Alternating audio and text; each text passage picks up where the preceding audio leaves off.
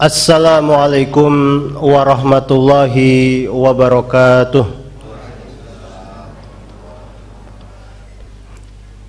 Innal hamdalillah nahmaduhu wa nasta'inuhu wa nastaghfiruh wa na'udzu billahi min syururi anfusina wa min sayyiati a'malina. Man yahdihillahu fala mudhillalah wa man yudlil fala hadiyalah. Asyhadu an la ilaha illallah wahdahu la syarikalah wa asyhadu anna Muhammadan abduhu wa rasuluh. Ya ayyuhalladzina amanu ittaqullaha haqqa tuqatih wa la tamutunna illa wa antum muslimun. Ya ayyuhan nas ittaqu rabbakumul ladzi khalaqakum min nafsin wahidah wa khalaqa minha zawjaha wa batha minhuma rijalan katsiran wa nisaa wattaqullaha alladzi tasaaluna bihi wal arham innallaha kana 'alaikum raqiba. Ya ayyuhalladzina amanu ittaqullaha wa qulu qawlan sadida yuslih lakum a'malakum wa yaghfir lakum dhunubakum wa may yuti'illaha wa rasulahu faqad faza fawzan azima. Amma ba'd, fa inna asdaqal hadithi kalamullah wa khairal huda Muhammadin sallallahu alaihi wasallam wa syarrul umuri muhdatsatuha fa inna kulla muhdatsatin bid'ah wa kulla bid'atin dalalah wa kulla dalalatin finnar. Bapak-bapak, ibu-ibu jamaah Masjid Baitur Rahman yang semoga dirahmati oleh Allah. Alhamdulillah, malam hari ini seperti biasa kita dapat berkumpul di masjid ini. Kita dapat bertemu di masjid ini setelah sama-sama menunaikan salat maghrib secara berjamaah. Dan sambil menunggu datangnya waktu salat isya, kita manfaatkan kesempatan ini untuk kembali meneruskan kajian kita tentang sirah nabawiyah, perjalanan hidup Nabi kita Muhammad sallallahu alaihi wasallam.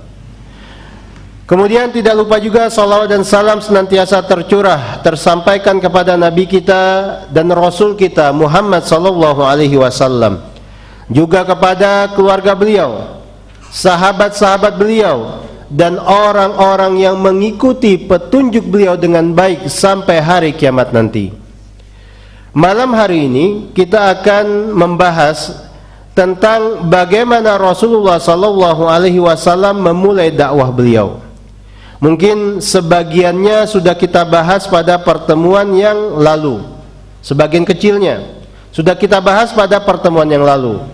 Dan malam hari ini kita akan lihat bagaimana Rasulullah sallallahu alaihi wasallam berdakwah dan apa saja tantangan-tantangan yang beliau dapati dalam dakwah beliau. Sebelum kita mulai, perlu kita ingat baik-baik bahwa Rasulullah sallallahu alaihi wasallam diangkat menjadi nabi di umur 40 tahun. Kemudian beliau diangkat menjadi rasul. Lalu beliau berdakwah dan beliau hidup sebagai nabi dan rasul itu selama 23 tahun. 13 tahun di kota Mekkah dan 10 tahun di kota Madinah. Tolong jangan sampai lupa tentang masalah ini. 13 tahun di kota Mekkah dan 10 tahun di kota Madinah. Selama beliau berdakwah di kota Mekkah, maka pada waktu itu Rasulullah melancarkan dakwah beliau itu dalam dua fase. Pertama fase sirriyah, yang kedua fase jahriyah. Fase sirriyah adalah fase ketika Rasulullah menyampaikan dakwah beliau hanya kepada kalangan tertentu. Kalangan tertentu yang dimaksud pertama, kalangan keluarga beliau sendiri. Kemudian yang kedua, orang-orang terdekat beliau tetapi bukan keluarga beliau. Dan yang ketiga, orang-orang yang dikenal sebagai orang-orang baik atau mau menerima kebaikan. 3 golongan ini yang Rasulullah ajak mereka pada fase sirriyah. 3 golongan ini, keluarga, orang terdekat yang bukan keluarga, kemudian orang-orang yang dikenal baik atau mau menerima kebaikan. Nah, ini dakwah selama fase sirriyah, dan ini berlangsung selama 3 tahun. Setelah itu beliau mulai berdakwah secara jahriyah. Dakwah secara jahriyah itu adalah fase ketika beliau mengajak siapa saja yang bisa beliau ajak, mau dia itu keluarga atau bukan, mau dia itu orang dekat atau bukan, mau dia itu orang baik atau bukan, mau dia orang yang mau menerima kebaikan atau menolak kebaikan, semuanya beliau ajak pada fase jahriyah ini. Dan fase jahriyah tentu saja itu berlangsung setelah 3 tahun beliau berdakwah secara sirriyah. Ini selama beliau berdakwah di kota Mekah. Nah, ketika beliau berdakwah secara sirriyah, masuklah ke dalam Islam orang-orang yang telah kita sebutkan pada pertemuan yang lalu, seperti misalnya kalangan keluarga beliau, istri beliau Khadijah, kemudian bekas budak beliau Zaid bin Harithah yang waktu itu statusnya sebagai anak angkat beliau, kemudian Ali bin Abi Thalib sepupu beliau yang waktu itu diasuh oleh Rasul di dalam rumah tangga beliau sendiri, kemudian teman dekat beliau Abu Bakar As-Siddiq, kemudian orang-orang yang dikenal sebagai orang-orang baik seperti Utsman bin Affan, Talha bin Ubaidillah, Az-Zubair ibn al-Awwam, Sa'ad bin Abi Waqqas, kemudian Abdurrahman bin Auf, Abu Ubaidah ibn al-Jarrah, dan seterusnya dan sebagainya. Nah, para ulama mereka menyebut orang-orang yang masuk Islam pertama-tama ini, terutama di fase sirriyah 3 tahun pertama Rasulullah berdakwah, itu dengan sebutan as-sabiqunal awwalun, orang-orang yang pertama-tama masuk Islam. As-sabiqunal awwalun, jumlah mereka itu kurang lebih sekitar 100-an orang, orang. Mereka kebanyakannya terdiri dari anak-anak muda, umur mereka masih muda. Ada yang 14 tahun seperti Talha bin Ubaidillah, Sa'ad bin Abi Waqqas. Ada yang berumur 30 tahun misalnya, ya, seperti Abdurrahman bin Auf. Ada yang berumur 35 tahun misalnya seperti Utsman bin Affan, dan lain sebagainya. Kebanyakannya berusia muda. Jarang diantara mereka yang berumur atau berusia tua. Tetapi ada misalnya seperti Waraqah bin Nawfal. Waraqah bin Nawfal dikenal sebagai orang pertama yang beriman kepada risalah beliau dari kalangan orang tua yang sudah sepuh. Ada, tetapi tidak banyak. Begitu juga ada juga yang beriman dari kalangan budak-budak seperti Bilal bin Rabah, kemudian Amir bin Fuhairah, Abu Fukaihah, Khabbab ibnul Ard. Mereka adalah para budak. Statusnya sebagai budak, kemudian tertarik untuk masuk Islam. Tertarik dengan apa yang disampaikan oleh Rasulullah pada fase sirriyah. Mereka masuk Islam. Nah, ini apa yang telah kita sampaikan pada pertemuan yang lalu. Sekarang kita lanjutkan, dan sekarang tiba kita masuk ke fase jahriyah. Qala rahimahullah, berkata Al-Mubarakfuri, wa awwalu ma nazala bihadza sadad qauluhu ta'ala wa anzir ashiratakal aqrabin. Dan apa yang pertama kali turun tentang dakwah jahriyah adalah firman Allah Ta'ala yang berbunyi wa anzir ashiratakal akrabin, surat Asy-Syu'ara ayat 214. Jadi turun surah Asy-Syu'ara, lalu di ayat ke-214 ada ayat ini, perintah dari Allah, wa anzir ashiratakal akrabin, dan berilah peringatan wahai Muhammad kalangan kerabat terdekatmu. Maksudnya kalangan terdekat di sini adalah orang-orang satu kabilah, orang-orang satu suku. Jangan sampai lupa, Rasulullah berasal dari kabilah Bani Hashim. Sukunya suku Quraisy. Turun ayat ini, dan tentu saja turun surah Asy-Syu'ara. Jadi kalau kita baca surah Asy-Syu'ara di awal-awal ayat, di beberapa ayat-ayat pertama atau beberapa puluh ayat pertama, itu bicara tentang kisah Nabi Musa alaihissalam, yang beliau diperintah untuk menyampaikan dakwah kepada Fir'aun dan orang-orangnya. Kemudian bagaimana tantangan yang didapati oleh Nabi Musa alaihissalam. Lalu apa yang kemudian menimpa Nabi Musa dan Bani Israel dari orang-orangnya Fir'aun. Itu menjadi semacam pengantar. Kemudian masuk ke ayat ini, perintah kepada Rasulullah untuk menyampaikan dakwah secara terang-terangan kepada kalangan kerabat beliau, orang-orang satu kabilah, juga orang-orang satu suku. Maka pada waktu itu Rasulullah mencoba mengumpulkan Bani Hashim, kabilah beliau. Beliau adakan semacam hidangan, beliau adakan semacam jamuan, beliau undang orang-orang kabilah beliau, berkumpul sebanyak 45 orang.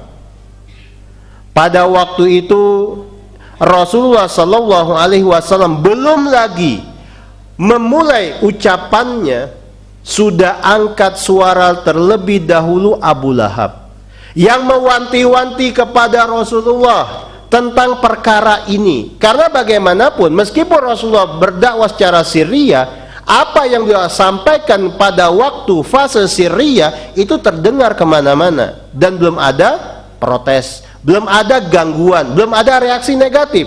Mereka masih oke-oke saja. Ketika mereka mengetahui, oh ini Muhammad mengajak orang supaya mengucapkan la ilaha illallah, mereka masih terima. Nah, Abu Lahab belum apa-apa waktu itu sudah mewanti-wanti, hati-hati. Perkara yang engkau sampaikan itu, perkara yang engkau ajak itu bisa membuat satu orang Arab, satu bangsa Arab memerangi kabilahmu, memerangi paman-pamanmu. Rasulullah belum bicara, Abu Lahab sudah ngomong kayak begitu. Dari sini kita sudah bisa ambil kesimpulan bahwa memang sejak awal Abu Lahab tuh nggak suka dengan apa yang disampaikan oleh Rasulullah, dengan konten dakwah Rasulullah, dan nggak suka. Maka pada waktu itu Rasulullah ketika mendengar ucapan Abu Lahab tersebut, Rasulullah menahan diri. Rasulullah mencari waktu lainnya. Ketika dapat waktu yang dimaksud, Rasulullah undang lagi kabilah beliau, Bani Hashim. Beliau adakan jamuan, beliau undang mereka. Lalu ketika mereka berkumpul, dijamu oleh Rasulullah dengan makanan dan minuman, maka Rasulullah pun mulai bisa menyampaikan apa yang beliau ingin sampaikan. Ya. Beliau sampaikan maksud beliau mengundang. Nah, pada waktu itu untuk pertama kalinya terlihat dukungan dari paman beliau yang bernama Abu Thalib. Jadi Abu Thalib ketika disampaikan maksud dikumpulkan oleh Rasulullah pada waktu itu, Abu Thalib menyambutnya dengan baik. Menyambutnya dengan baik, mendukungnya. Apa-apa yang disampaikan oleh Rasulullah didukung oleh Abu Thalib. Meskipun Abu Thalib belum bisa menerima apa yang disampaikan oleh Rasulullah itu dengan sepenuh keyakinan, maksudnya pindah keyakinan, belum bisa. Tapi menyambutnya dengan baik, mendukungnya. Jadi dalam dua pertemuan ini kita dapati fakta, ada Abu Lahab yang sudah nggak suka, ada Abu Thalib yang mendukung tetapi tetap berada di atas keyakinannya yang lama, keyakinan nenek moyang. Tentu saja Abu Lahab bereaksi. Ya, bereaksi dengan mengatakan sesuatu yang negatif sifatnya. Nah, ini cerita di awal Rasulullah mulai berdakwah secara terang-terangan, secara jahriyah. Beliau ajak kaum beliau Bani Hashim, dan itu yang beliau dapat. Setelah 2 pertemuan itu, Rasulullah mulai melangkah lebih jauh. Beliau naik, di suatu hari beliau naik ke atas bukit Sofa. Lalu kemudian beliau teriak yang kencang ke arah lembah Mekah, ke arah pemukiman penduduk Mekah. Kata Rasulullah, ya Sobahah, ya Sobahah, ya Sobahah. Ini teriakan adalah teriakan khusus yang biasanya dilakukan oleh mereka kalau mereka melihat musuh. Jadi kalau misalnya mereka sedang tegang, berselisih dengan musuh mereka, nanti ada satu orang yang memantau kondisi musuh dari atas bukit. Kalau musuh mendekat atau ada pergerakan musuh dari jauh, mereka akan teriak kepada penduduk Mekah dengan teriakan tadi, ya Sobaha, ya Sobaha. Ini teriakan untuk membuat mereka siap-siap, teriakan untuk membuat mereka siap tempur dan sebagainya. Nah, ketika Rasulullah teriak seperti itu, maka pada waktu itu penduduk Mekah mendengar. Mereka keluar rumah, mereka bertanya satu sama lain, siapa itu yang berteriak? Siapa itu yang teriak-teriak? Mereka nggak tahu. Tapi sebagian ada yang tahu, Muhammad. Maka mereka ketika mendengarkan kata Muhammad, siapa itu yang teriak? Sebagian bilang Muhammad.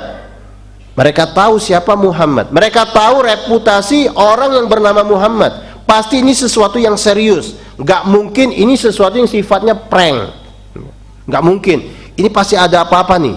Jadi orang-orang waktu itu, orang-orang Mekah, mereka bergegas mencari lokasi sumber suara. Bahkan disebutkan di sini, mereka yang tidak bisa datang mengutus atau menyuruh orangnya untuk lihat ada apa yang disampaikan oleh Muhammad, apa yang disampaikan oleh beliau. Maka orang-orang pun berkumpul di Bukit Sofa, di sekitar Rasulullah Sallallahu Alaihi Wasallam. Ketika mereka sudah berkumpul, dan di antara yang berkumpul adalah Abu Lahab, paman Rasulullah sendiri. Maka Rasulullah bertanya kepada mereka, Aro'aitum lau akhbartukum anna khailan bil wadi bisabhi hadzal jabal turidu an tugayyiru alaikum akuntum musaddiqi. Bagaimana pendapat kalian kalau ku kabarkan kepada kalian, kalau ku ceritakan kepada kalian bahwa sepasukan musuh ada di lembah di balik gunung ini, mereka hendak datang dan menyerang kalian, apakah kalian mempercayai diriku? Kata Rasulullah kepada mereka. Maka mereka secara spontan menjawab, "Naam, ya, kami percaya. Majarabna alaika kadhiba, kami belum pernah mendapati dirimu berbohong." Ingat, ini Rasulullah teriak pertama kali, dan ini jawabannya. Kami belum pernah mendapati dirimu berbohong, berdusta, kami belum pernah mendapatinya. Kami percaya. Dan inilah reputasi yang dimiliki oleh Rasulullah. Citra, potret Rasulullah di tengah-tengah penduduk Mekah seperti ini. Orang yang jujur, nggak pernah berbohong. Mereka percaya kepada omongan Rasulullah.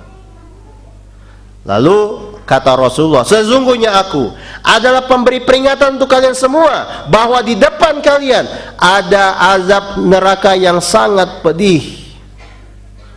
Permisalan aku dan kalian itu seperti seseorang yang memperingatkan akan datangnya musuh yang akan membinasakan kalian.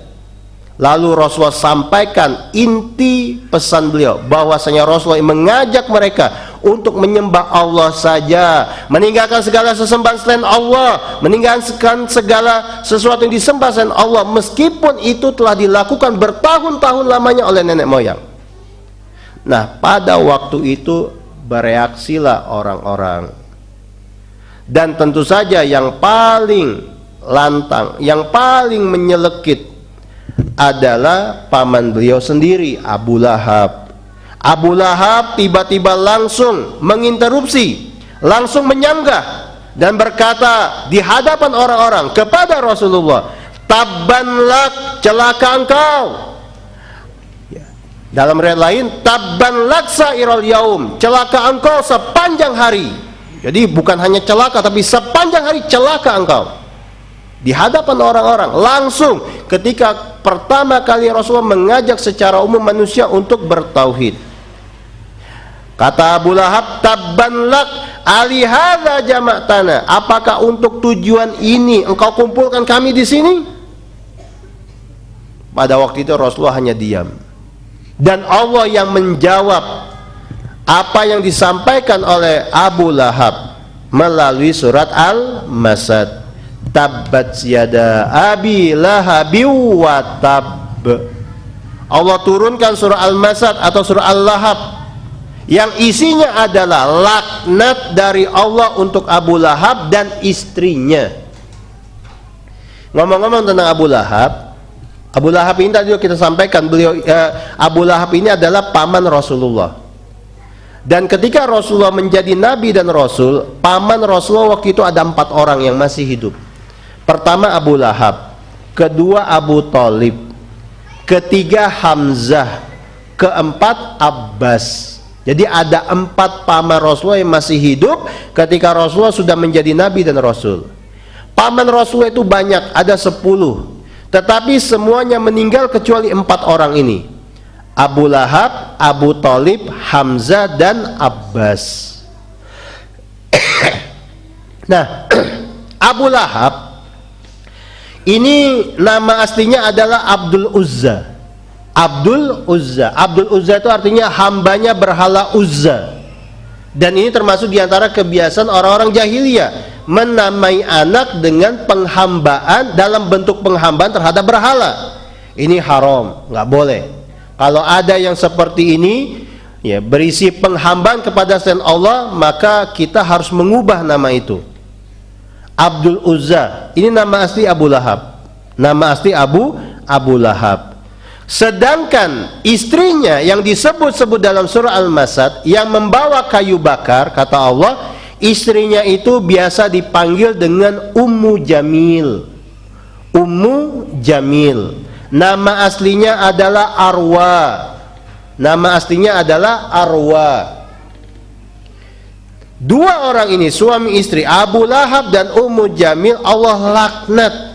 Allah sebutkan mereka sebagai penghuni-penghuni neraka langsung di surah Al-Masad. Maka setelah turun surat ini, Rasulullah nggak pernah lagi mengajak Abu Lahab dan istrinya untuk masuk Islam, karena Allah sudah pastikan dari awal mereka berdua adalah penghuni-penghuni neraka. Jadi nggak ada lagi dakwah, nggak ada lagi sesuatu yang hendak disampaikan kepada Abu Lahab dan istrinya. Sudah Allah pastikan mereka sebagai penghuni-penghuni neraka. Nah, Rasulullah kemudian mulai mengajak orang-orang selain mereka berdua. Jadi akhir dari cerita di atas Bukit Sofa, Rasulullah disanggah oleh Abu Lahab, dilaknat oleh Abu Lahab di sana, di hadapan orang-orang, Tetapi setelah itu Rasulullah tidak putus asa, Rasulullah tidak mutung, Rasulullah terus melanjutkan berdakwah kepada kalangan kerabat beliau, hatta sampai nazala qauluhu ta'ala, sampai turun firman Allah yang berbunyi, fasda bima tu'maru wa a'rid anil musyrikin. Jadi turun surat Al-Hijr. Dalam surah Al-Hijr ada satu ayat, yaitu ayat ke-94, yang berisi perintah kepada Rasulullah secara langsung, fasda bima tu'maru, sampaikan secara terang-terangan wahai Muhammad apa-apa yang kau diperintah, wa a'rid anil musyrikin, dan berpalinglah dari orang-orang musyrikin. Maka dengan ayat ini Rasulullah pun mulai menyampaikan secara terang-terangan dakwah beliau, bukan hanya kepada kalangan kerabat beliau sendiri, tetapi kepada siapa yang beliau temui, yang bisa beliau temui, yang bisa beliau sampaikan dakwah tersebut. Mau dia keluarga atau bukan, mau dia orang baik atau bukan, mau dia orang dekat atau bukan, diajak oleh Rasulullah. Faqama Rasulullah yujahiru bid-da'wati ilal Islam fi majami'il musyrikin wa nawadihim. Maka Rasulullah segera menyampaikan secara terang-terangan dakwah Islam kepada orang-orang di tempat-tempat mereka berkumpul dan di tempat-tempat mereka beraktivitas. Jadi kita bisa bayangkan sejak saat itu Rasulullah datang ke pasar-pasar. Rasulullah ajak mereka, ya kaum, wahai kaum, ubudullah, sembahlah Allah saja, malakum min ilahin ghairu, tidak ada sesembahan yang berhak disembah kecuali Allah. Maksudnya apa? Selain Allah, berhala ini, berhala itu, pohon ini, pohon itu, matahari, bulan, dan segala sesuatu yang disembah selain Allah, semuanya batil. Ubudullah, sembah Allah saja, ibadahi Allah saja. Rasulullah datang ke pasar ini, teriak seperti itu. Rasulullah datang ke lapak itu, teriak seperti ini, mengajak manusia secara umum. Ada orang sedang duduk-duduk di dekat Ka'bah, Rasulullah datangi. Rasulullah ajak mereka, wahai kaum, ya ma'syara Quraisy, qulu la ilaha illallah, ucapkan oleh kalian la ilaha illallah tuflihu. Dan sudah kita sampaikan, ucapan la ilaha illallah ini adalah ikrar, proklamasi bahwa sejak dia mengucapkan itu, dia tidak akan menyembah apapun kecuali Allah saja. Kalau di rumahnya ada berhala, berhalanya dilempar, dibuang, tidak akan disembah lagi. Kalau dia biasa datang ke pohon keramat, sejak saat dia ucapkan itu, dia tidak akan datang lagi ke pohon keramat.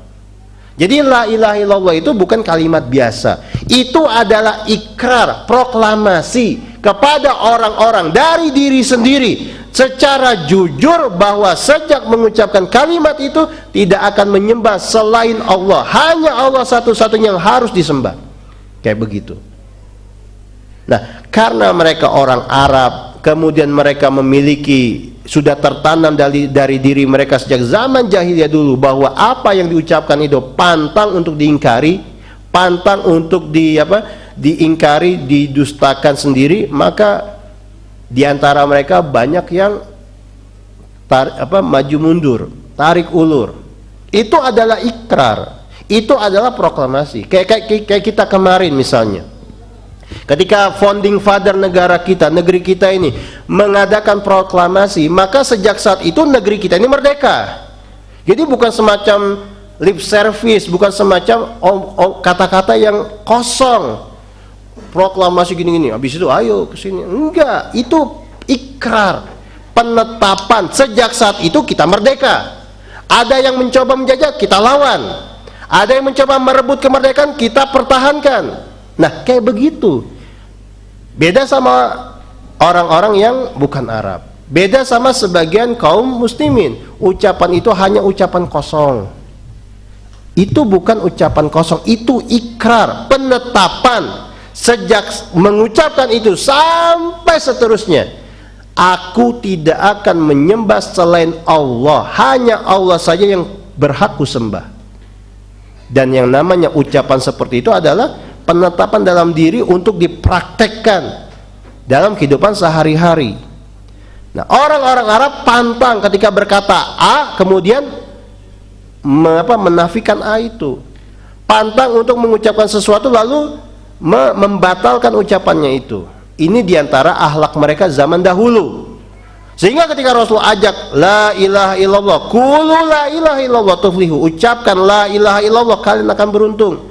Maka orang-orang yang keras, orang-orang yang belum dapat hidayah, mereka menolak.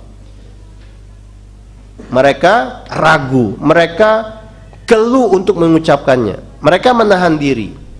Hanya orang-orang yang Allah kasih hidayah waktu itu yang mau mengucapkan kalimat tersebut. Jadi bayangkan Rasulullah datang ke kumpulan manusia, ke pasar-pasar, ke lorong-lorong pasar, ke lapak-lapak yang ada di pasar ini, pasar itu. Atau misalnya beliau lihat ada orang kumpul-kumpul di sini, kumpul-kumpul di sana, beliau datangi, beliau ajak mereka untuk mengucapkan la ilaha illallah. Ya kaum, wahai orang-orang, ubudullah, sembahlah Allah saja. Malakum min ilahin ghairu, tidak ada ilah, tidak ada sembahan yang berhak untuk disembah kecuali Allah. Kayak begitu.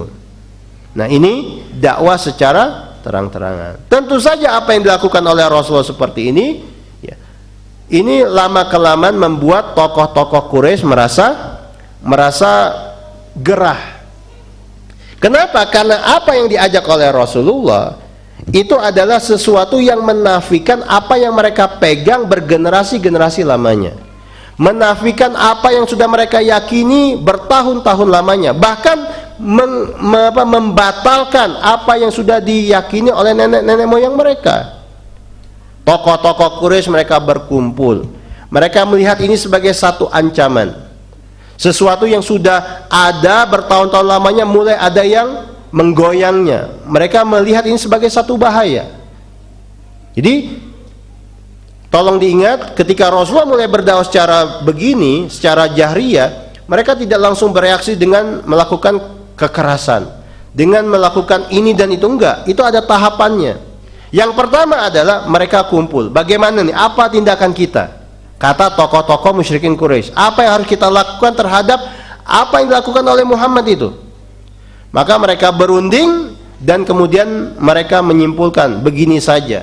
Nanti ketika orang-orang dari luar datang ke Mekah, masing-masing kita tunggui jalan-jalan masuk ke kota Mekah. Lalu kita sampaikan kepada orang-orang yang datang ke kota Mekah bahwa di kota Mekah ada seorang pemuda namanya Muhammad. Hati-hati, omongannya itu seperti sihir. Dia bukan penyihir, tetapi omongannya seperti sihir. Kalian bisa terpengaruh, kalian bisa meninggalkan keyakinan nenek-nenek moyang kalian. Hati-hati.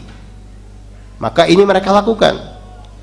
Kenapa mereka harus melakukan hal itu? Karena yang namanya kota Mekah dari dulu sudah dikenal sebagai kota kosmopolitan. Maksudnya tuh orang-orang dari berbagai macam penjuru datang ke Mekah bertemu untuk kepentingan bisnis, untuk kepentingan ibadah, untuk kepentingan ini dan itu. Dari berbagai macam penjuru datang ke Mekah pada waktu-waktu tertentu. Dan Rasulullah paham kondisi seperti itu. Tokoh-tokoh Quraisy mereka juga mengerti kondisi seperti itu. Maka mereka dari awal sudah bersiap-siap. Mereka sampaikan kepada manusia, hati-hati dengan pemuda yang bernama Muhammad. Dia bukan penyihir, dia bukan dukun, tetapi omongannya seperti sihir. Hati-hati kalian. Jadi bisa kita bayangkan bagaimana langkah pertama yang dilakukan oleh tokoh-tokoh Quraisy. Ternyata apa yang mereka lakukan itu tidak berpengaruh. Rasulullah terus, beliau nggak peduli, beliau sampaikan karena ini adalah perintah dari Allah. Maka tokoh-tokoh Quraisy melanjutkan langkah mereka kedua. Langkah kedua mereka, jam berapa Isya tadi? 7:04. Taib. Rasulullah SAW setelah beliau mendapatkan perlakuan seperti itu, beliau tidak menggubrisnya. Beliau terus melancarkan dakwah beliau. Beliau terus menyampaikan ajakan tersebut. Siapapun yang beliau temui, mau dia penduduk lokal ataupun penduduk selain kota Mekah, siapapun yang bisa beliau temui, beliau sampaikan, beliau ajak apa yang tadi kita sebutkan. Nah, maka tokoh-tokoh Quraisy melanjutkan langkah mereka ke tahap kedua. Maka kata Al-Mubarakfuri di sini, asalibu syatta limujabahatid dakwah. Langkah-langkah yang ditempuh oleh orang-orang Quraisy untuk menghadang dakwah. Mereka tokoh-tokoh Quraisy melanjutkan ke tahap kedua dengan melancarkan beberapa cara. Ingat, cara yang akan kita sebutkan ini belum masuk ke tahap gangguan fisik. Maka yang pertama yang mereka lakukan adalah as-sukhriyah wat tahkir wal istihza wat takdzib wat tadhik. Yang pertama mereka lakukan adalah mereka menyindir, mereka menghina, mereka mengolok-olok, mereka mendustakan dan mereka menertawakan. Pertama ini caranya. Tadi sudah kita sebutkan, menyindir, menghina, mengolok-olok, mendustakan dan menertawakan. Wa qasadu biha tahdzilal muslimin. Yang mereka maksud dengan apa yang tadi kita sebut adalah mereka merendahkan kaum muslimin. Maksudnya Rasulullah dan para sahabat. Jadi yang pertama adalah mereka menyerang orang-orang yang sudah atau nanti aja ya habis saya. Karena ini Pak bahasanya lumayan panjang, ada 3 poin. Kita bahas setelah sholat Isya. Kita break dulu, kita sholat Isya. Kita break dulu sholat Isya. Setelah itu insya Allah kita lanjutkan bagian kedua. Alhamdulillah wassalatu wassalamu ala Rasulillah.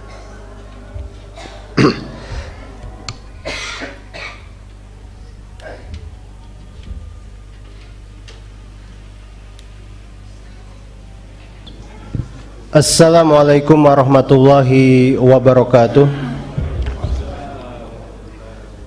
Alhamdulillah wassalatu wassalamu ala Rasulillah wa ala alihi wa sahbihi wasallam. Asyhadu an la ilaha illallah wahdahu la syarikalah wa asyhadu anna Muhammadan abduhu wa rasuluh, amma ba'd. Tayyib, kita lanjutkan lagi pembahasan kita di malam hari ini. Tadi sebelum salat Isya telah kita sampaikan bahwa ketika Rasulullah mulai berdakwah secara terang-terangan, secara jahriyah, orang-orang kafir Quraisy, khususnya tokoh-tokoh mereka, mulai mencoba menghalangi Rasulullah itu dengan menyebarkan kepada orang-orang yang datang ke kota Mekah untuk berhati-hati dari ucapan-ucapan pemuda yang bernama Muhammad.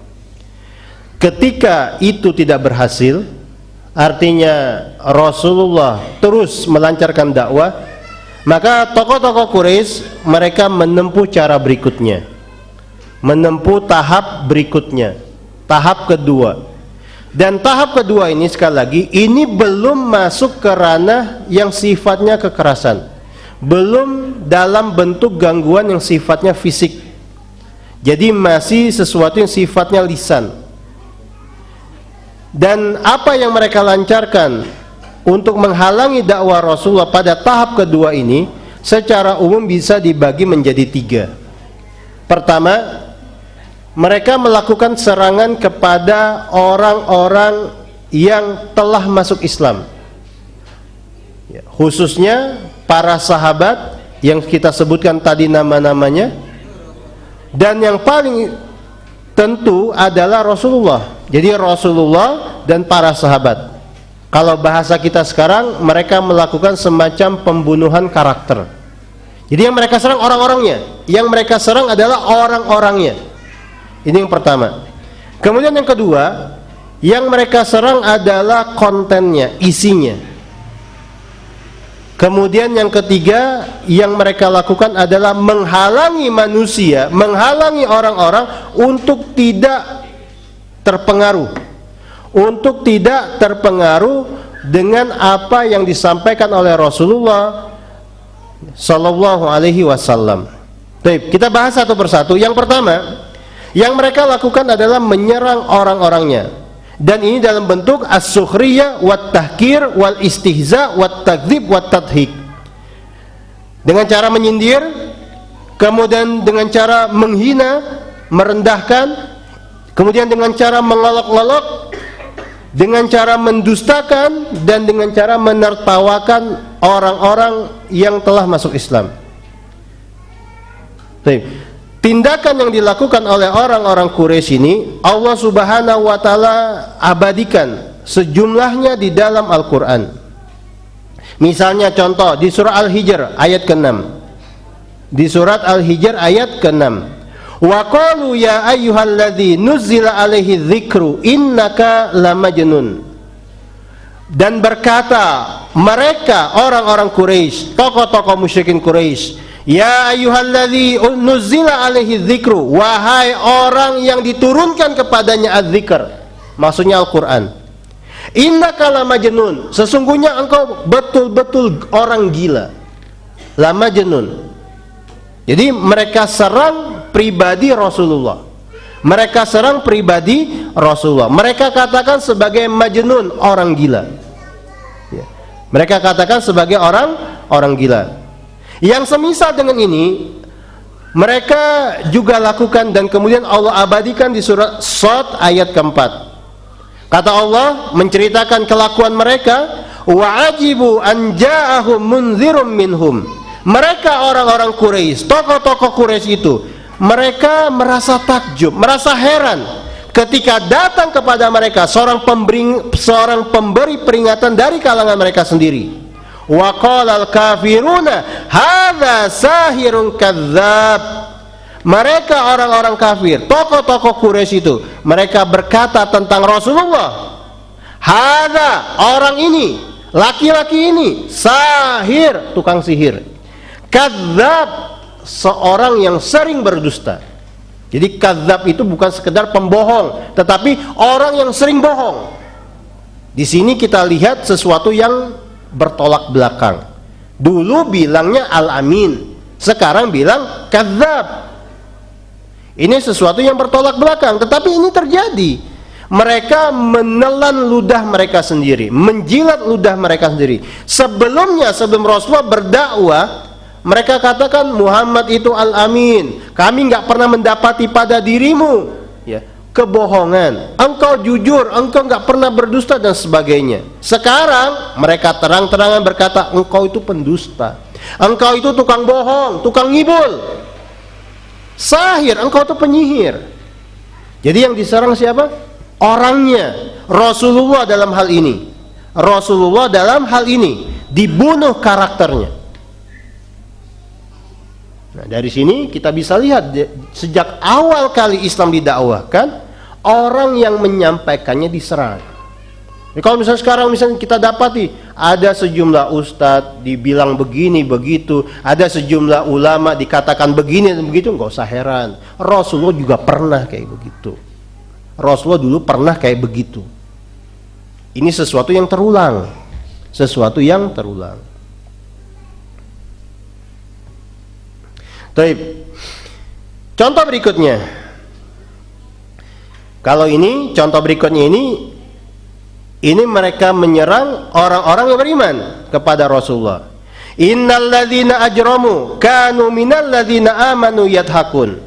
Sesungguhnya orang-orang yang jahat itu, yang mujrim itu, kanu minal ladzina amanu yadhakun. Mereka itu biasanya terhadap orang-orang yang beriman kepada Rasulullah yadhakun, mereka tertawakan. Jadi ketika mereka lagi kumpul-kumpul, lewat sahabat-sahabat Rasulullah atau lewat seorang sahabat Rasulullah, mereka ketawain, tuh lihat tuh, wah gitu. Jadi mereka serang, mereka jelek-jelekan, mereka rendahkan orang-orang yang beriman. Wa idza marru bihim yataghamazun. Kalau misalnya mereka para sahabat lewat, maka orang-orang Quraisy, tokoh-tokoh musyrik ini satu sama lainnya saling mencolek, tuh lihat tuh, tuh. Jadi kayak begini kelakuan mereka.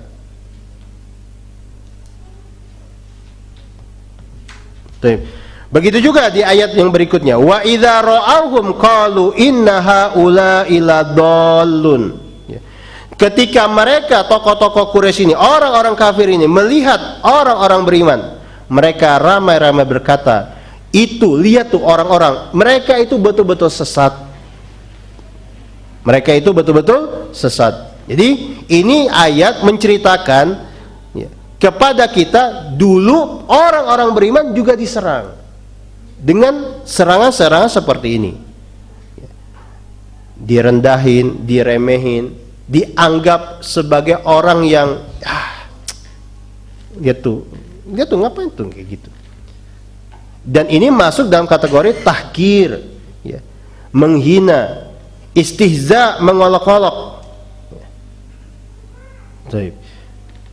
Jadi orang yang diserang, ini bentuk pertama. Ini bentuk pertama yang dilakukan oleh orang-orang kafir Quraisy kepada Rasulullah dan orang-orang beriman kepada beliau. Disindir, diolok-olok, dihina, direndahkan, dianggap sebagai orang yang nggak tahu apa-apa, dianggap sebagai orang yang nyimpang dan seterusnya. Yang pertama. Kemudian yang kedua, kalau tadi yang diserang orangnya, yang kedua adalah yang diserang adalah isi atau pesan yang disampaikan oleh Rasulullah, kontennya, isi dakwahnya. Di sini disebutkan oleh Mubarakfuri, itsaratus syubhat wa taksifud di ayatil kadzibah. Mereka orang-orang Quraisy, orang-orang musyrikin Quraisy itu menebarkan syubhat-syubhat dan tuduhan-tuduhan yang tidak benar terhadap apa yang disampaikan oleh Rasulullah. Misal, contohnya apa yang disebutkan oleh Allah di dalam surah Al-Anbiya ayat 5. Tentang Al-Quran itu, kata mereka orang-orang kafir Quraisy, adghathu ahlam. Ayat-ayat Quran itu hanya semacam bunga-bunga mimpi yang didapati oleh Muhammad, kemudian diceritakan bahwasanya itu datang dari Allah. Jadi yang diserang apanya? Kontennya. Itu mah hayalannya Muhammad saja. Itu hanya sesuatu yang seperti mimpi. Muhammad tidur kemudian bangun kemudian berkata ini begitu. Itu cuma bunga-bunga tidur saja. Adghasu ahlam. Ini contoh pertama. Contoh kedua, tentang Al-Quran, tentang apa yang disampaikan oleh Rasulullah. Itu bisa kita lihat bagaimana mereka berkata dengan dustanya di surah An-Nahl ayat 103. Kata Allah, innama yu'allimuhu bashar. Kata mereka orang-orang kafir Quraisy itu, sesungguhnya yang mengajari Muhammad itu, kata-kata yang disampaikannya, yang disebut sebagai datang dari Allah itu sebenarnya diajari oleh manusia lainnya. Jadi Muhammad itu punya guru, gurunya ini menyampaikan kata-kata itu. Lalu oleh Muhammad dianggap itu datang dari Allah. Kata mereka menuduh Al-Quran itu bukan datang dari Allah. Innama yu'allimuhu bashar. Al-Quran itu, ayat-ayat Quran itu hanya sesuatu yang diajari oleh manusia kepada Muhammad, lalu disampaikan kepada kalian. Jadi apa? Dianggap itu buatan manusia, bukan datang dari Allah. Lagi-lagi Al-Quran didustakan, bukan sesuatu yang datang dari Allah. Ya, bukan sesuatu yang datang dari Allah. Lalu kita bisa lihat yang semakna dengan itu atau yang semisal dengan itu di surah Al-Furqan ayat kelima.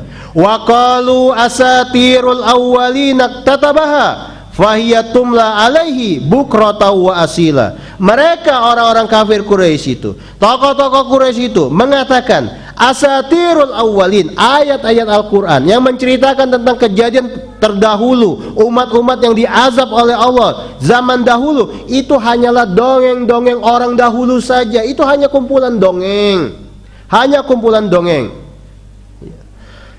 yang kemudian ditulis lalu didiktekan kepada Muhammad setiap pagi dan petang. Setiap pagi dan petang. Jadi lagi-lagi mereka bilang Al-Quran itu bukan datang dari Allah, tetapi sesuatu yang diajarkan kepada Rasulullah, didiktekan kepada Rasulullah, lalu dihafal dan disampaikan kepada orang-orang. Kemudian Abu Barakuri menyebutkan juga di sini, waqalu ahyanan, kadang-kadang mereka tokoh-tokoh Quraisy berkata kepada orang-orang, innalahu jinnan, Muhammad itu punya jin, syaitanan, punya semacam setan, yatanazzalu alaihi, setan atau jin yang punya Muhammad itu, temannya Muhammad dari kalangan bangsa jin itu datang turun kepada Muhammad, kama yanzilul jin wasyayatin alal kuhan, sebagaimana turunnya jin dan setan-setan kepada tukang sihir, kepada para dukun. Nah ini sebab kenapa Rasulullah kadang-kadang disebut juga sebagai dukun, kahin. Jadi mereka anggap Rasulullah kayak dukun, ada jin, ada temannya dari kalangan jin datang secara rutin kepada Muhammad, kemudian menyampaikan kalimat-kalimat yang bagus itu, lalu oleh Muhammad disampaikan kepada sahabat-sahabatnya dan dibilang ini datang dari Allah. Nah, ini contoh bagaimana pada waktu itu orang-orang kafir Quraisy mereka menyerang apa yang disampaikan oleh Rasulullah, kontennya yang diributkan, kontennya yang dijatuhkan, kontennya yang diklaim ini dan itu. Sehingga pada waktu itu mereka berharap orang-orang yang belum masuk Islam, mereka akhirnya surut keinginannya, menipis semangatnya, karena ini mah bukan dari Allah, ini mah kayak dukun-dukun lainnya, ada jin bilang begini begitu kepada Muhammad, Muhammad bilang kepada orang-orang. Nah ini bentuk kedua, kontennya yang diserang. Kalau berkaca dari ini, apa yang misalkan kita lihat pada hari ini, ada materi dakwah, ada sesuatu yang disampaikan sebagian dai, sebagian ulama, kemudian dibantah, dibilang begini dan begitu, dibilang oh ini mah ajaran ini, ajaran dan seterusnya. Nggak usah heran. Dulu Rasulullah pernah kayak begitu. Al-Quran malah yang direndahkan, dituduh sebagai bukan datang dari Allah. Ya kan, sekarang kayak gitu kan? Ada misalnya ustadz, ada misalnya ulama bilang begini ini hukumnya haram karena nggak ada contohnya dan seterusnya. Ini mah ajarannya si itu. Ini mah apa? Tahu ya maksudnya? Itu mah ini. Jadi belum apa-apa udah di labeli ini ajaran ini ajaran ini mah mengada-ngada. Nggak usah heran. Dulu Rasulullah pernah yang kayak begitu. Nah, ini diantara manfaatnya kita mempelajari sirah nabawiyah. Kita nggak usah kaget. Nggak usah. Dulu juga Rasulullah pernah kok. Nggak apa-apa, terusin aja lagi. Ini yang membuat kita atau sebagian kita kembali semangat. Rasulullah lebih dahsyat daripada yang apa didapati oleh sebagian orang di zaman ini. Ada syekh datang bilang ini bang nggak ada contohnya. Tiba-tiba ada bantahan begini begitu. Wajar. Dulu Rasul lebih hebat daripada itu, lebih dahsyat daripada itu. Kontennya, ingat kontennya. Poinnya di mana? Di kontennya. Kontennya yang diserang. Jadi bukan orangnya, kontennya yang diserang. Ini kedua. Kemudian yang ketiga. Yang ketiga, langkah atau cara yang mereka tempuh. Mereka di sini adalah tokoh-tokoh Quraisy. Al-hailulah bainan nasi wa baina simaihimul Qur'an. Mereka mengadakan penghalang. Mereka mengadakan sesuatu yang menghalangi manusia dari menyimak ayat-ayat Al-Quran. Dari menyimak ayat-ayat Al-Quran. Dan kemudian mereka sampaikan kepada orang-orang yang sudah ada gelagat tertarik bahwa yang disampaikan oleh Muhammad itu asatirul awal, itu dongeng-dongeng orang terdahulu. Kalau kita cek di ayat-ayat Makkiyah, surat-surat Makkiyah, sering kita dapati kisah para nabi zaman dahulu. Nabi Musa, Nabi Ibrahim, Nabi Lut dan seterusnya. Nah, ini yang dimaksud asatirul awalin, dongeng-dongeng umat terdahulu. Bagaimana bentuknya? Kanal musyrikun yahuluna bainan nasi wa baina simaihimul Qur'an. Mereka orang-orang musyrikin Quraisy menghalangi antara manusia dan menyimaknya mereka akan Al-Quran bikulli tariqin yumkin, dengan berbagai macam cara yang mungkin. Maka kita dapati contohnya, kadang-kadang diantara mereka ketika ada orang dari luar Mekah datang kemudian tertarik dengan apa yang disampaikan oleh Rasulullah, mereka adakan semacam majlis-majlis tandingan. Nah, di sini seperti disebutkan contoh yang real. Ada seorang tokoh Quraisy namanya An-Nadr ibnul Harith. An-Nadr ibnul Harith ini adalah seorang laki-laki cerdas. Ketika dia misalnya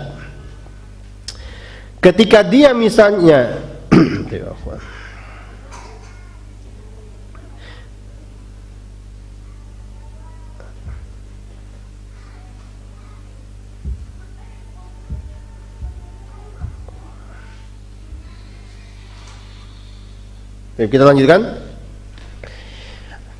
Ada seorang tokoh Quraisy namanya An-Nadr ibnul Harith. An-Nadr ibnul Harith ini, dia ini seorang laki-laki cerdas. Ketika dia melihat bahwasanya orang-orang tertarik dengan apa yang disampaikan oleh Rasulullah, maka terfikir oleh dia untuk mengadakan semacam tandingan supaya orang-orang tidak jadi mendengar apa yang disampaikan oleh Rasulullah. Maka An-Nadr bin Al-Harith ini melakukan perjalanan ke Persia. Pergi ke Persia, kemudian mencari tahu cerita-cerita sejarah orang-orang Persia, cerita tentang kehebatan raja-raja Persia, cerita tentang kepahlawanan tokoh-tokoh Persia dan seterusnya. Setelah itu dia pulang. Ketika dia melihat ada Rasulullah datang menuju ke sekumpulan orang hendak membacakan ayat-ayat Al-Quran, maka An-Nadr ibnul Harith membuat majelis tandingan di dekat Rasulullah. Jadi ketika Rasulullah hendak menyampaikan Al-Quran, An-Nadr kemudian memanggil orang-orang. Dengar, aku punya cerita tentang raja ini, raja itu, ketika berperang melawan bangsa ini, bangsa itu. Disampaikan cerita-cerita kehebatan tentang raja-raja Persia. Tujuannya adalah apa? Supaya orang-orang beralih mendengarkan cerita itu daripada mendengarkan ayat-ayat Al-Quran. Nah, ini contoh pertama. Bagaimana mereka dihalangi dari mendengarkan ayat-ayat Al-Quran. Orang-orang yang punya gelagat tertarik dengan apa yang disampaikan oleh Rasulullah dihalangi, dipalingkan kepada sesuatu yang tadi kita sebutkan. Misalnya kisah-kisah kepahlawanan tokoh Persia. Ini satu. Yang kedua, An-Nadhr ibn al-Haris ini punya 2 budak perempuan. Yang 2 budak perempuan ini punya suara merdu, kemudian pandai menyanyi. Dan memang zaman dahulu yang namanya penyanyi itu kalangan perempuan, itu kalangan perempuan dari para budak. An-Nadhr ibn al-Haris punya 2 orang budak perempuan yang jago menyanyi, kemudian suara mereka merdu. Maka ketika Rasulullah mengajak orang-orang untuk menyimak apa yang sampai kepada Rasulullah dari ayat-ayat Al-Quran, An-Nadhr ibn al-Haris segera memanggil budak-budaknya, lalu menyuruh mereka bernyanyi tidak jauh dari tempat Rasulullah hendak membacakan Al-Quran. Sehingga orang-orang yang tadi hendak datang kepada Rasulullah, mereka lebih tertarik mendengarkan nyanyian tersebut. Jadi mau dengar bacaan dari mulut Rasulullah, mereka melihat ada penyanyi sedang menyanyi dengan suara merdu mereka langsung ke sana. Dan ini selalu dilakukan oleh An-Nadhr ibn al-Haris ketika melihat Rasulullah hendak mengumpulkan manusia membacakan ayat Al-Quran. Karena apa yang dilakukan oleh An-Nadhr ibn al-Haris seperti ini, maka Allah pun menyinggung kelakuan itu di surat Luqman ayat ke-6. Wa minan nasi may yashtari lahwal hadithi liyudilla an sabilillah. Dan di antara manusia ada orang yang yashtari lahwal hadis, menyampaikan lahwal hadis. Lahwal hadis ini maksudnya nyanyian-nyanyian. Supaya apa? Supaya manusia berpaling dari jalan Allah. Jadi ini cara An-Nadhr ibn al-Haris memalingkan manusia dari mendengarkan ayat-ayat Al-Quran. Dan selalu dilakukan begitu sampai Allah abadikan kelakuan An-Nadhr itu di surah Luqman ayat ke-6. Ibnu Abbas sendiri, penafsir Al-Quran yang terkenal, mengatakan lahwal hadith itu adalah nyanyian. Yang dari sini para ulama kemudian menyimpulkan bahwa dalil haramnya lagu nyanyian itu ini ayat ini. Ayat ini ada konteksnya. Bagaimana dulu seorang tokoh Quraisy memalingkan manusia dari mendengar ayat-ayat Allah dengan nyanyian-nyanyian yang dilakukan dan disampaikan oleh 2 budak perempuannya. Nah, 3 cara ini yang selalu dan kerap dilakukan oleh tokoh-tokoh Quraisy. Menyerang orangnya, menyerang kontennya, mengadakan sesuatu supaya manusia terhalang dari mendengarkan isi konten dakwah Rasulullah. Dan yang seperti ini terus terjadi sampai hari ini. Ya kan? Kita sadari betapa banyak orang lebih tertarik melihat konten-konten yang begitu daripada misalnya ceramah ini, kajian ini, pengajian ini atau itu. Kita dapati kan viewernya, oh yang ini mah 2 juta, padahal isinya lah cuma omong kosong, cuma begitu-begitu aja. Sementara yang isinya kitabullah, sunnah Rasulullah sallallahu alaihi wasallam, yang dengerin cuma berapa? 25, 58, bukan ribu, 58 orang, 58 viewer, nggak naik-naik. Sementara yang ngobrolin sesuatu yang sifatnya maksiat, musik, kemudian apa lagi? Hal-hal yang ya begitu, ya, sampai tembus angka jutaan. Ini sesuatu yang terulang dan terulang, dan ini sudah sejak zaman Rasulullah. Tiap kali Rasulullah hendak menyampaikan ayat Al-Quran, menyampaikan cerita-cerita tentang nasib umat-umat terdahulu yang melakukan kesyirikan, tiba-tiba An-Nadhr ngadain acara nyanyi-nyanyi. Budaknya suruh nyanyi, suruh berdendang, apalagi budak perempuan. Orang-orang, oh kesana lebih enak tuh, kesana, daripada mendengarkan, duduk di hadapan Rasulullah, menyimak apa yang disampaikan oleh Rasulullah. Ingat, Rasulullah itu manusia yang dikenal memiliki suara yang merdu. Jadi ketika beliau menyampaikan, melantunkan ayat-ayat Al-Quran, itu nggak usah ditanya merdunya kayak gimana. Tetapi begitulah yang namanya tantangan itu selalu ada. Orang-orang banyak akhirnya berpaling ke majelis yang diadakan oleh An-Nadhr Ibnul Haris. An-Nadhr Ibnul Haris sendiri ini nantinya matinya terbunuh sebagai seorang tawanan perang Badar. Rasulullah perintahkan para sahabatnya untuk memenggal An-Nadhr Ibnul Haris dalam perjalanan pulang menuju Madinah. Jadi An-Nadhr Ibnul Haris ini salah satu tawanan perang Badar. Belum sampai Madinah, Rasulullah perintahkan para sahabat algojo beliau untuk menghabisi, menghukum mati An-Nadhr Ibnul Haris karena kelakuannya yang seperti ini, menghalangi manusia dari jalan Allah. Menghalangi manusia dari jalan Allah, dan dosa menghalangi manusia dari jalan Allah itu termasuk dosa besar. Termasuk dosa besar. Nah, ini sekali lagi langkah-langkah yang ditempuh oleh tokoh-tokoh Quraisy sebelum mereka masuk kepada tindakan yang sifatnya fisik, sebelum mereka masuk ke dalam tindakan yang sifatnya kekerasan. Jadi jauh sebelum mereka menyiksa para sahabat, memaksa sahabat ini sahabat itu untuk murtad dan seterusnya, mereka lakukan yang seperti ini dulu. Cara-cara yang halus, mengolok-olok, menuduh yang enggak-enggak, mengadakan sesuatu supaya orang lari dari jalan Allah dan seterusnya. Mereka lakukan ini dalam sekian waktu, sampai kemudian akhirnya mereka menyadari bahwa ternyata Muhammad Sallallahu Alaihi Wasallam tidak berhenti dan terus melakukan dakwahnya. Maka mereka mulai berpikir untuk melakukan sesuatu yang sifatnya kekerasan. Dan itulah yang nanti kita dapati dalam kisah bagaimana sebagian sahabat ada yang disiksa dengan cara ini, ada yang disiksa dengan cara itu, bahkan ada yang diantaranya dibunuh oleh sebagian tokoh Quraisy. Nah, ini tantangan yang dihadapi Rasulullah di awal-awal beliau berdakwah secara jahriyah. Taib.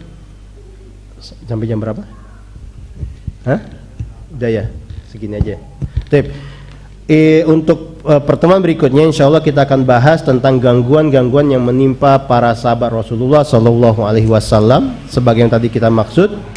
Dan malam hari ini kita cukupkan sampai pada bagian bentuk-bentuk gangguan yang disiapkan oleh tokoh-tokoh Quraisy di awal-awal dakwah Rasulullah Sallallahu Alaihi Wasallam. Mohon maaf kalau ada kurang dan salah. Mudah-mudahan yang sedikit ini bermanfaat, dan mudah-mudahan apa yang tadi kita sampaikan bisa kita ambil pelajaran yang baik, bisa kita petik pelajaran untuk kehidupan kita sehari-hari. Amin ya rabbal alamin. Kita tutup dengan subhanakallahumma wa bihamdika asyhadu an la ilaha illa anta astaghfiruka wa atubu ilaik. Alhamdulillah wassalatu wassalamu ala Rasulillah. Assalamualaikum warahmatullahi wabarakatuh.